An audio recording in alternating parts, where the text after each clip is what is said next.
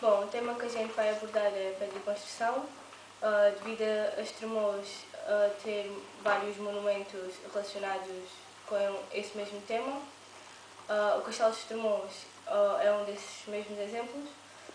É considerado um monumento nacional desde 1910.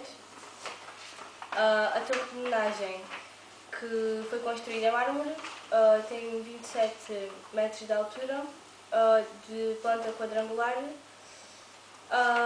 Muralhas e fortificações têm uma necessidade óbvia de defender o reino. O reino, neste caso, naquela altura, porque era uma ofensiva, tinha o carácter de defender o reino da ofensiva espanhola.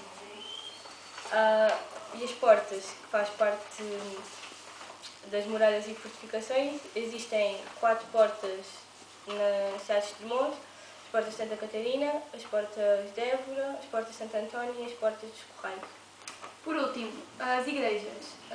Algumas delas, a Igreja de Santa Maria, a Igreja de São Francisco e o Convento dos Congregados.